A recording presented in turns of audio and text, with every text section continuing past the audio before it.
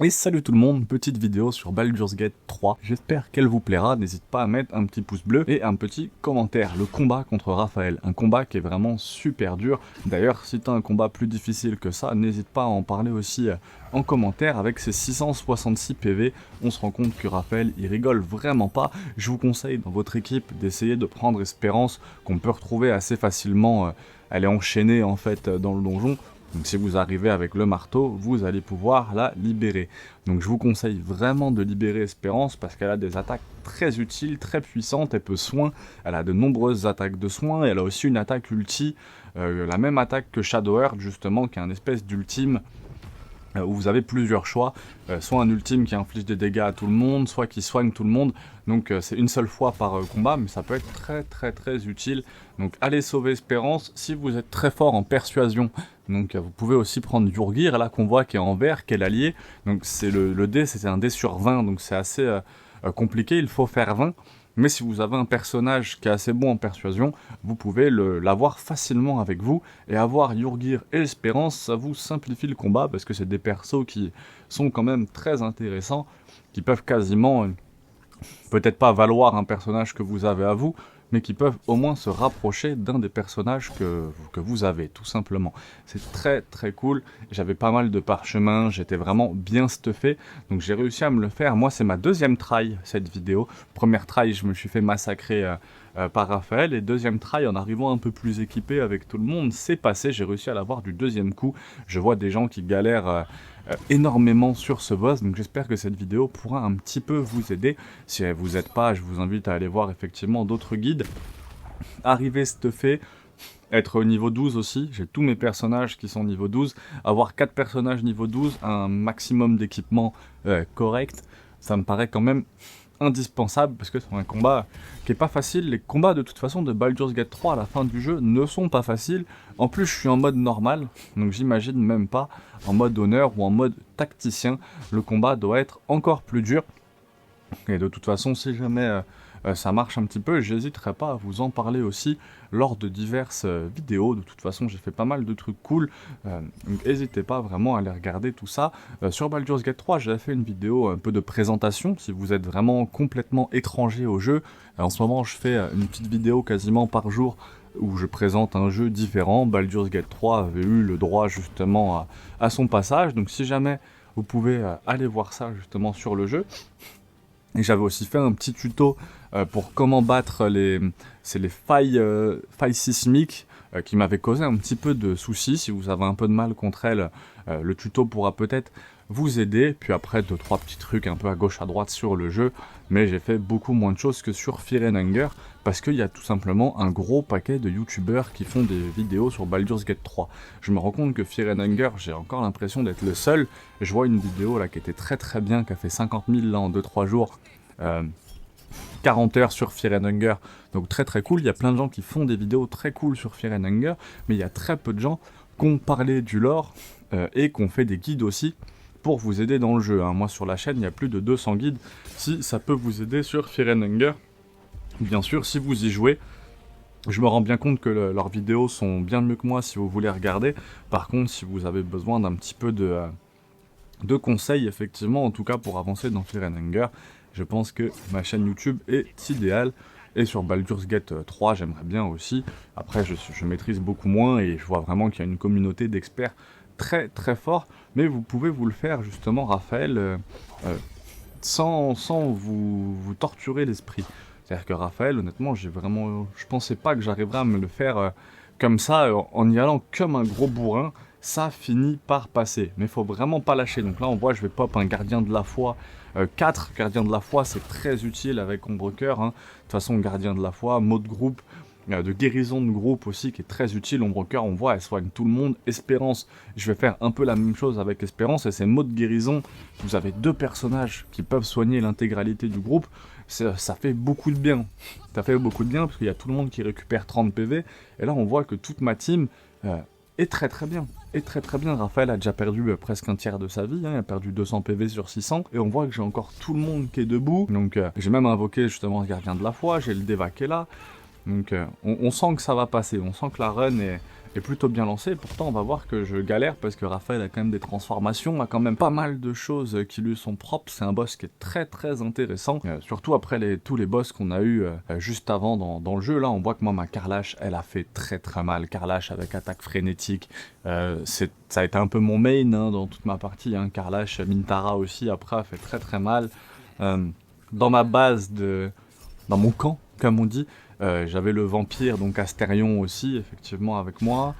Et Will, j'ai pas eu le mage, c'est Gaël. Je l'ai même pas vu. C'est quelqu'un que je n'ai pas vu, alors que je vois que tout le monde en parle et j'ai fait toute ma run sans le voir. Donc de toute façon, je referai une deuxième partie de Baldur's Gate 3, et si jamais ça vous intéresse, je ferai peut-être justement une vidéo sur les différences que j'ai pu avoir entre ma première et ma deuxième partie.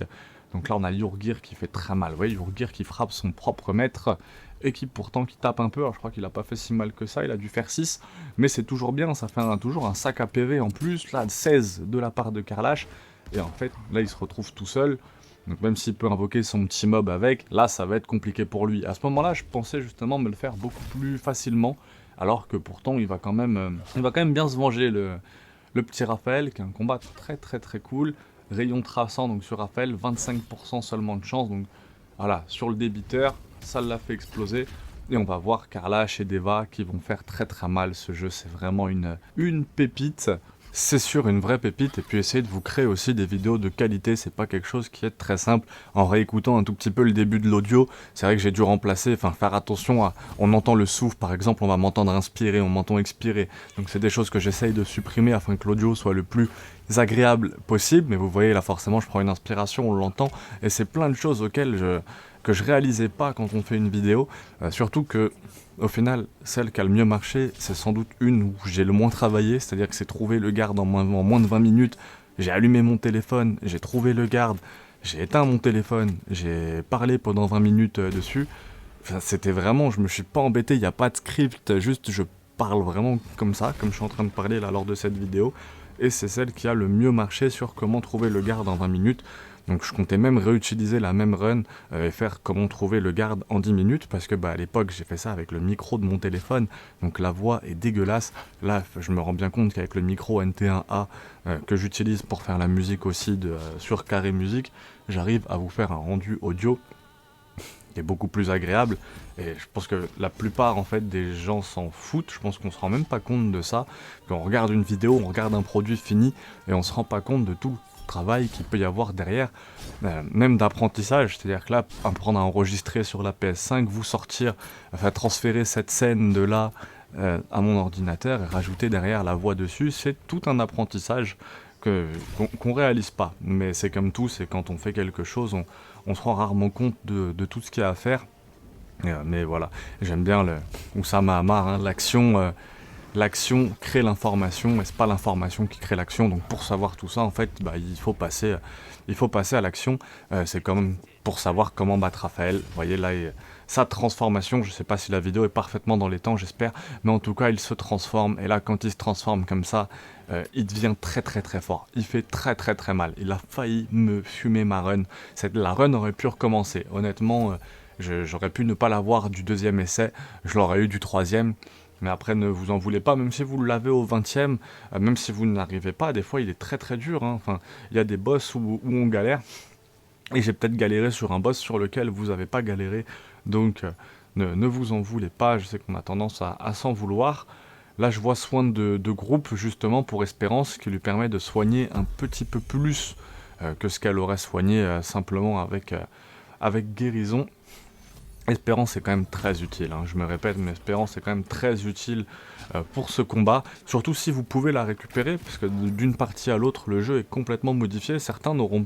Est-ce que si on accepte le pacte avec Raphaël, parce qu'il vous propose un pacte, je ne sais même pas si ce combat a lieu. Je pense pas qu'il se sera embêté. Ce combat a l'air quand même d'être un des plus importants du jeu.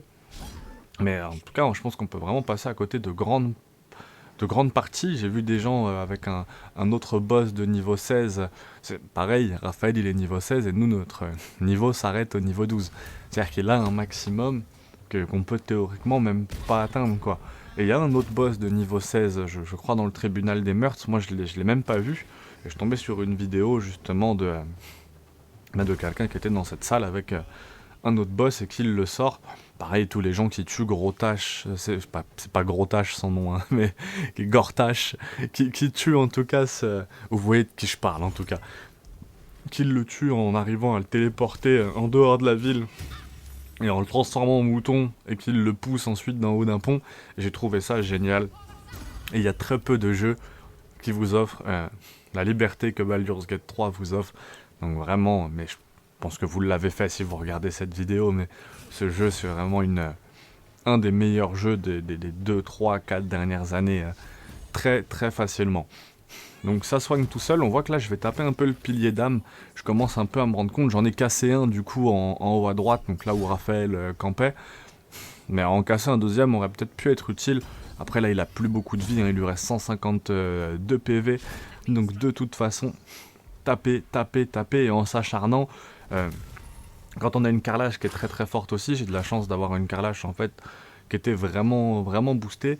Minterra, elle va taper donc sur le pilier d'âme qui est à droite, elle a aussi pas mal d'attaques très très fortes, hein, Minterra, avec un marquage d'âme et tout, donc ça doit être lié à sa classe de paladin, mais en tout cas il y a beaucoup d'attaques très très fortes, et même sans tout connaître, c'est vrai que ce jeu, c'est pour ça que je pense que je le ferai une deuxième fois, c'est un des rares jeux où j'ai l'impression je l'ai fini, et en fait j'ai eu l'impression de commencer à le maîtriser au niveau 10 ou au niveau 11, quoi. Ou en tout cas de commencer à le maîtriser à l'acte 3, et que l'acte 1 et l'acte 2, j'ai l'impression d'être un petit peu passé à côté, mais en fait c'est aussi ce qui fait le bonheur de ce jeu, c'est l'apprentissage qui va avec, tout est vraiment très bien dosé, c'était 100 très belles heures en vrai. Du moment où je l'ai lancé, du moment où j'ai appuyé sur play, où j'ai eu la première cinématique, le premier combat dans le vaisseau spatial en haut, dans le nautiloïde, à la fin du jeu, en fait, au dernier boss, hein.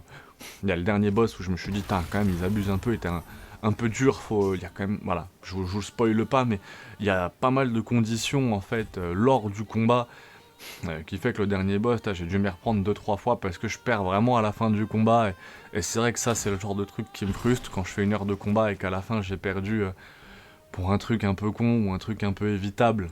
Vous voyez, là, si je perdais contre Raphaël, à la limite, je m'en voulais pas, ça aurait été que du combat. Donc, à part ça, mais...